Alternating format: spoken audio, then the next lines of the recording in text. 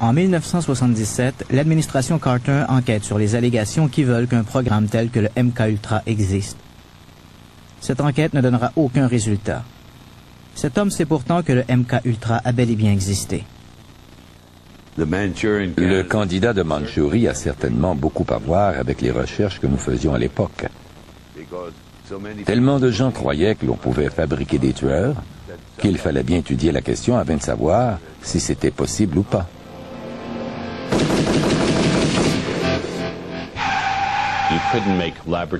Pour savoir si une personne pouvait devenir un assassin sous contrôle étranger, on devait tenter l'expérience.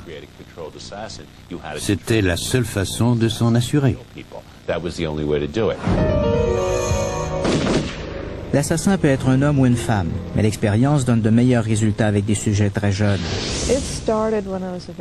Tout a commencé lorsque j'étais une enfant. Mon père était un assassin et s'intéressait au contrôle de l'esprit par la torture, l'hypnose et autres moyens. Il m'a utilisé comme cobaye afin de montrer à ses collègues de la CIA, entre autres, ce qu'il pouvait accomplir avec un enfant. Mon apprentissage a donc commencé dès l'âge de 4 ans.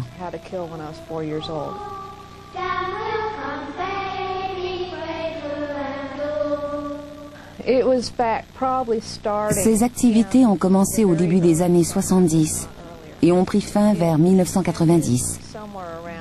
Il y a eu plus de 76 morts.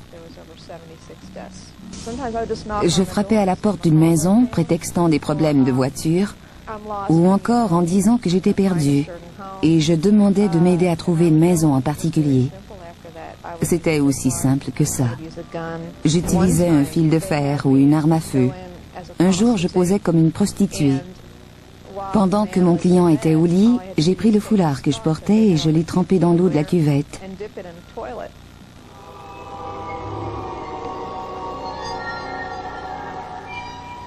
Cela a réactivé les ingrédients chimiques qu'il contenait et je l'ai déposé sur le visage de l'homme qui en est mort.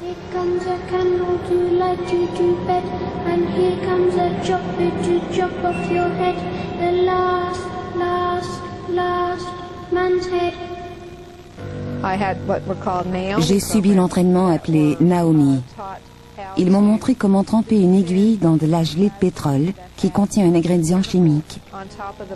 Je devais ensuite piquer quelqu'un avec cette aiguille.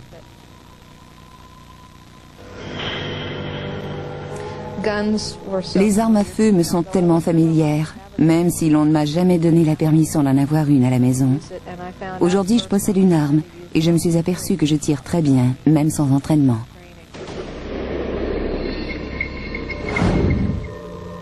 John Lennon aurait été abattu par l'un de ses tueurs sous influence. On le considérait, semble-t-il, comme une menace à cause de ses vues politiques. Il sera abattu à l'extérieur de son appartement par Mark Chapman.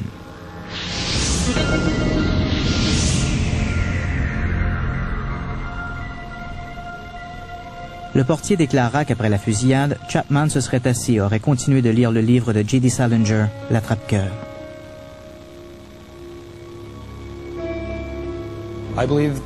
Je suis persuadé que l'attrape-cœur contient certains mots déclencheurs et que le livre a été utilisé dans le programme de contrôle de l'esprit. Le livre lui-même a été écrit par un ancien officier de l'OSS, Office of Strategic Services. L'attrape-cœur a été retrouvé sur plusieurs scènes d'assassinat. Il est donc logique de penser que ce livre joue un rôle quelconque dans la fabrication des assassins.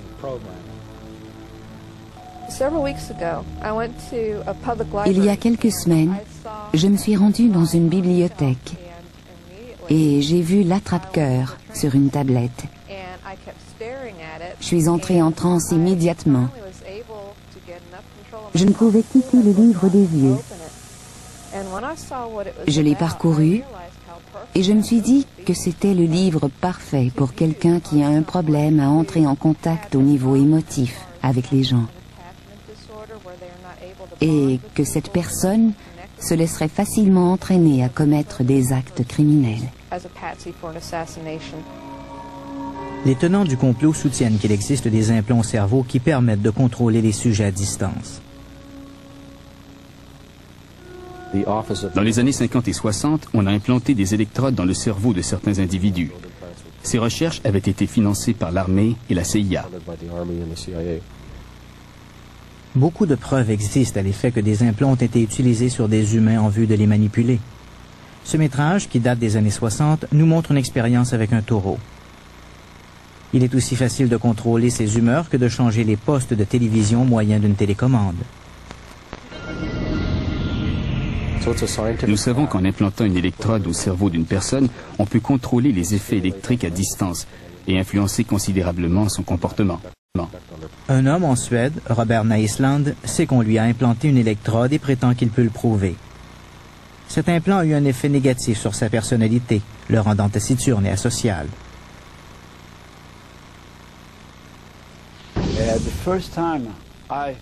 La première fois que j'ai été en contact avec cette nouvelle technologie des implants, c'est lorsque j'ai été hospitalisé ici à Stockholm. On m'a alors implanté un transmetteur dans la narine droite. L'implant radio était à peu près de la taille d'un petit projectile, d'après les radiographies. N'importe quel technicien vous dira qu'il y a quelque chose qui cloche dans ces radiographies. On y distingue des implants, on ignore bien sûr comment ils y ont été installés, mais on voit très clairement que ce sont des corps étrangers. Il est très facile de poser un implant au cerveau. On peut le faire par les narines ou l'on peut percer le crâne à l'aide d'une fraise. Aujourd'hui, les implants sont de plus en plus sophistiqués et de taille de plus en plus réduite. On peut les implanter sur les gens sans qu'ils ne le sachent et ces implants passent inaperçus à l'autopsie.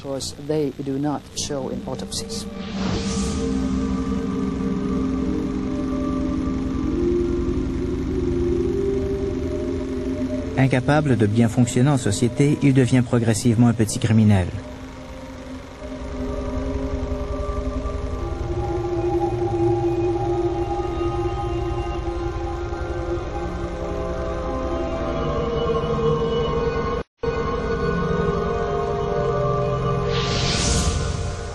Désespéré, il envoie ses radiographies à un médecin de New York. Ce dernier lui confirme que l'on voit bien 2 corps étrangers sur ses radiographies. Naisland fait enlever ses implants en Suède et demande à les conserver. Lorsque je suis revenu 10 jours plus tard, on m'a annoncé que l'on avait perdu les transmetteurs que l'on avait retirés de mon anatomie. Je pense que la CIA et son pendant suédois, la SEP, devaient être impliqués dans l'affaire. La majorité des scientifiques et la plupart des médecins n'ont jamais entendu parler de cette technologie. C'est un secret bien gardé par les militaires. Je vis maintenant en Norvège et je sais qu'il existe un projet de surveillance électronique de la marine et que l'on installe des implants sur des humains en Norvège. Les plus récents développements dans cette technologie du contrôle mental à distance ne font plus appel aux implants. Des messages sont envoyés directement au cerveau du destinataire au moyen de micro-ondes.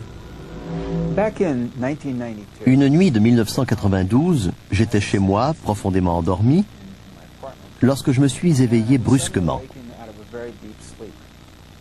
Ce que j'ai trouvé étonnant parce que j'étais à la fois très décontracté et extrêmement alerte. C'est alors que j'ai entendu une voix dans mon oreille droite qui me disait que les bases souterraines existent.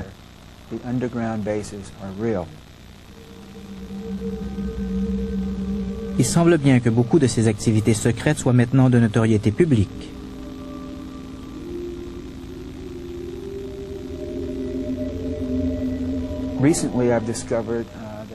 Récemment, j'ai découvert que l'on avait accordé un brevet en 1989 à une invention qui transmettait une voix directement au cortex auditif. La technologie pour ce faire est très simple. Une personne parle dans un microphone et ce qu'elle dit est retransmis au moyen de micro-ondes au cerveau de l'individu ciblé. Le destinataire entend la voix très clairement. C'est ce qui m'est arrivé. J'en suis persuadé. Beaucoup de gens déclarent entendre des voix. L'un d'eux, un prisonnier, est persuadé que l'on essaie de le contrôler. Depuis plusieurs années, je suis victime d'une invention quelconque qui me transmet des voix dans la tête, exactement comme si j'avais des écouteurs dans les oreilles. Des prisonniers témoignent en sa faveur, mais sa cause est déboutée, faute de preuves. Après tout, qui accorderait foi au dire d'un criminel? Cette technologie connaît son apogée pendant la guerre froide. S'il est permis de penser qu'elle n'a plus cours aujourd'hui,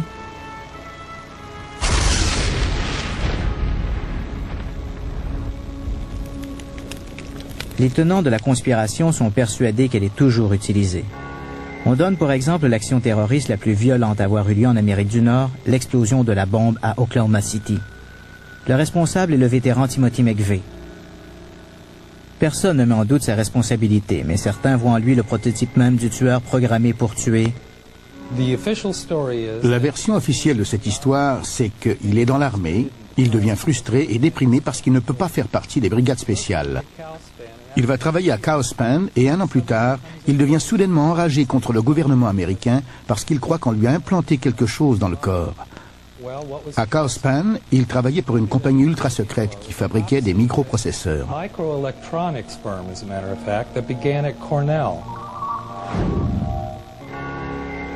Pendant qu'il est à Cowspan, McVeigh, un employé modèle, devient vite, selon ses amis, complètement paranoïaque. Il croit qu'il est manipulé par le gouvernement américain. Une enquête est instituée afin de vérifier les allégations de complot.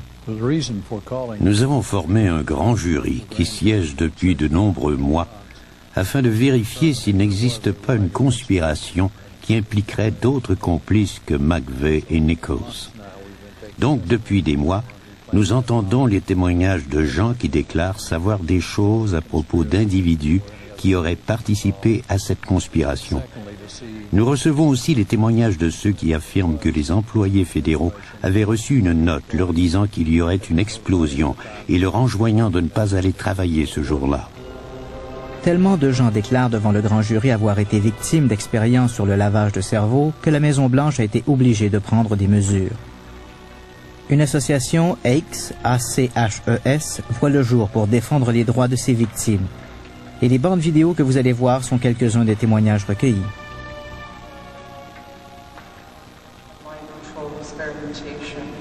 J'ai été victime d'une expérience sur le lavage de cerveau durant la guerre froide, dans les années 50.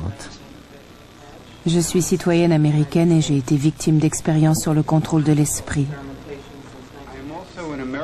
Je suis moi aussi citoyen américain vivant au Canada et j'ai été victime du programme MK-Ultra dans les années 60.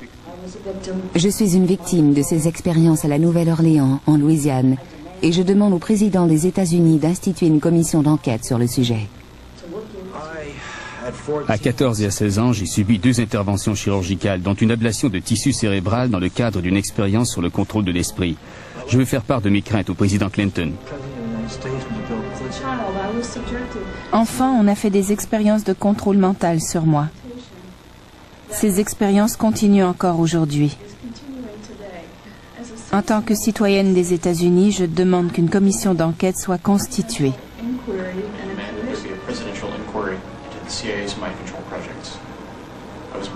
Je suis né en 1975 et je suis une victime de ces activités criminelles. Cette situation doit cesser. Cela va à l'encontre des droits éthiques les plus élémentaires. S'il vous plaît, faites quelque chose. Cela constitue une très grande menace pour l'humanité. Cette situation perdure depuis 50 ans. Pressée de toutes parts, l'administration Clinton force la CIA à plus de transparence et à rendre publiques certaines informations.